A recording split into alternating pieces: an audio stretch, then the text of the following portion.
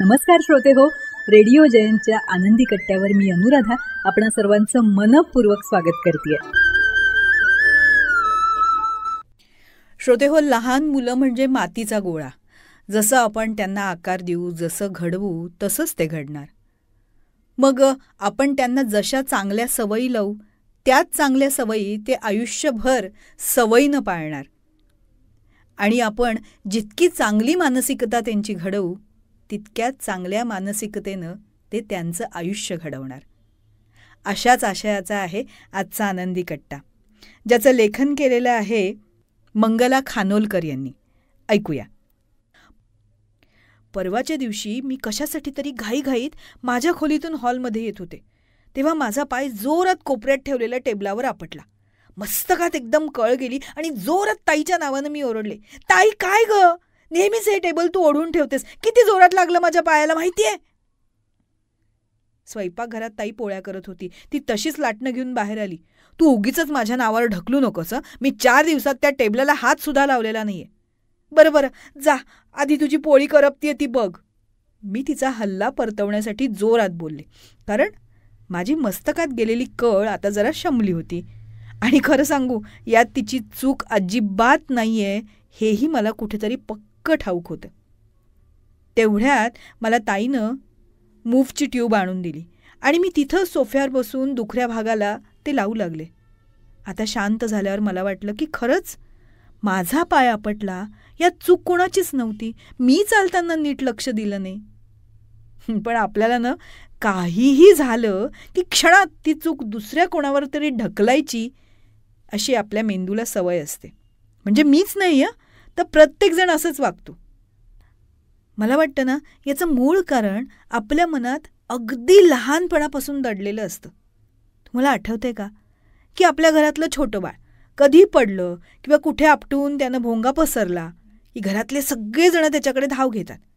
त्याला फारसं काही लागलेलं नसलं तरी पण त्या रडणाऱ्या बाळाला शांत करण्याचा सोपा मार्ग कोणता? आठवा. आठवला ना? आपण त्याला उचलून घेतो आणि म्हणतो, ऑले ऑले लागलो माझ्या बालाला, खुलची लागली, थांब आपण माल देऊया तिला. हात ग खुलची, आमच्या बालाला मारलंस, मालू का तुला, देशील का पुण्यात ताश.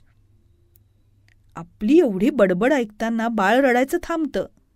मात्र त्यावेळी त्या छोटुकल्या बाळाच्या इवल्याशा मेंदूनं एक नोंद तेव्हाच केलेली असते, आपल्याला काहीही झालं तरी चूक आपली नाही, ती समोरच्याची असते. अगदी आपल्यापैकी बहुतेक सर्वांच्याच बाबतीत ही गोष्ट आपल्या लहानपणी सुद्धा घडलेली असते ना. अहो, आपणही आपल्या मुलांच्या बाबतीत असंच वागलो आणि आपल्या मुलांनीही त्यांच्या मुलांच्या बाबतीत किंवा आपल्या नातवंडांच्या बाबतीतही ही चूक केलेली असते. मग त्यापेक्षा दुसरा काही मार्ग आहे का याचा विचार करूया, आहे ना?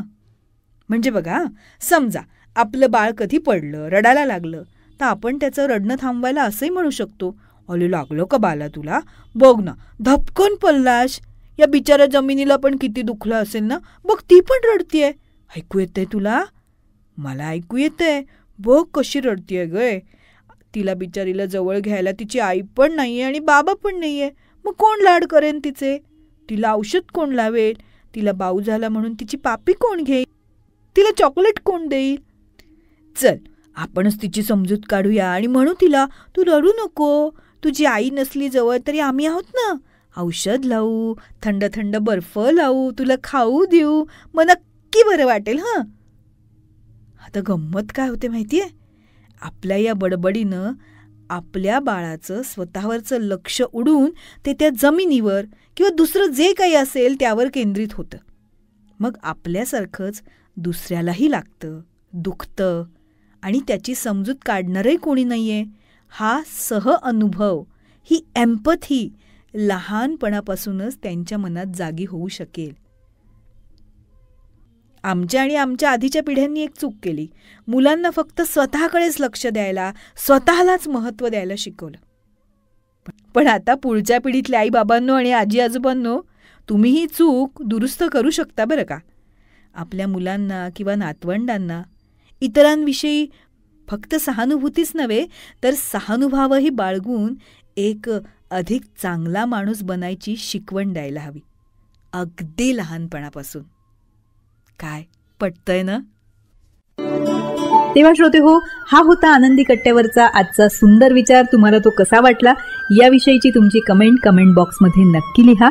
आणि त्याचबरोबर रेडिओ जयंतचे दर्जेदार कार्यक्रम ऐकण्यासाठी रेडिओ जयंत लाईक करा, शेअर करा आणि सबस्क्राईब करा. रेडिओ जयंतचं सबस्क्रिप्शन फ्री आहे. आणि त्याचबरोबर नोटिफिकेशनसाठी बेल आयकॉनवर क्लिक करायला सुद्धा विसरू नका.